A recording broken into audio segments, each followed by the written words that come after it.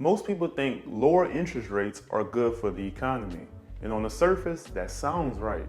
But here's the problem. Every time interest rates get cut, prices eventually rise, and most people don't understand why.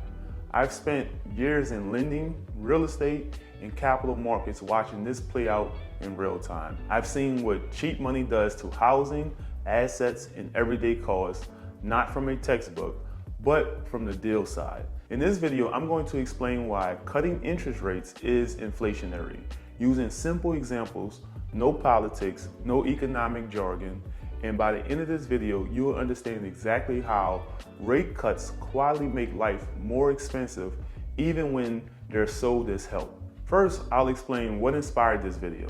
Then I'll break down how lower rates increase demand. After that, we'll talk about asset inflation and currency weakness. And finally, I'll show you when rate cuts don't cause prices to rise, because that part matters too. Let's get into it. This video was inspired by a video I did a couple months ago. I posted a video about a strategy we use to beat inflation. In that video, I broke down the inflation formula, the break-even formula, and how things like taxes make it even harder to actually get ahead. I didn't just talk about inflation. I showed you how to beat it. If you haven't seen that video yet, you should definitely check it out. I'll link it right here. Now in this video, I want to take a step back. Instead of talking about how to beat inflation, I want to explain what actually causes inflation in the first place. Because a lot of people don't fully understand the role interest rates play. And I know people have questions, so let's walk through it step by step. Let's start with the most basic concept. When interest rates go down, the cost of borrowing goes down. And when borrowing becomes cheaper, more people borrow. When more people borrow, demand increases. And when demand increases faster than supply, prices rise. That's inflation pressure. Let me show you with a clean example. Let's say you're looking at a home priced at $360,000. At an interest rate of 7.5%, your monthly payment might be around $2,500. Now imagine rates drop to 3.25%. The same house now costs roughly $1,560 per month. Nothing about the house changed. Same square footage, same neighborhood, same supply, but suddenly thousands more people can afford it. What happens next? More buyers enter the market. Competition increases. Sellers raise prices. That's not theory, that's math and human behavior. Lower rates didn't make housing cheaper. They made higher prices possible. Now, what happens when everyone can afford more? Now, let's zoom out. If millions of people can suddenly afford more house, more car, more credit, what do you think happens? Demand spikes, and investors notice this faster than regular consumers. When borrowing is cheap, investors buy assets aggressively. Homes, apartments, commercial real estate. That extra capital floods the market and pushes prices up even further. This is how inflation shows up first in assets. Now let's talk about savings and investing. Imagine interest rate drops so low that savings accounts pay almost nothing. If your money earns close to zero, keeping it parked feels like losing. So what do people do? They move money into stocks, funds, real estate, risky assets. Now multiply that behavior across millions of people. What happened to asset prices? They rise not because of productivity exploded, but because cheap money had to go somewhere. That's financial asset inflation. Prices rise because money is chasing returns. If you find this breakdown helpful, hit that like button and make sure you subscribe to the channel. We post educational videos like this regularly, and subscribing helps more people find this information. Now, think about everyday spending. If borrowing is cheaper, monthly payments drop. Financing feels easier, people spend more freely. This is why companies offer zero interest financing promotions.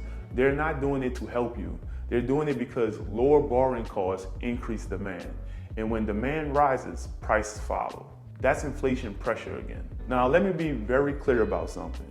Lower interest rates add inflationary pressure.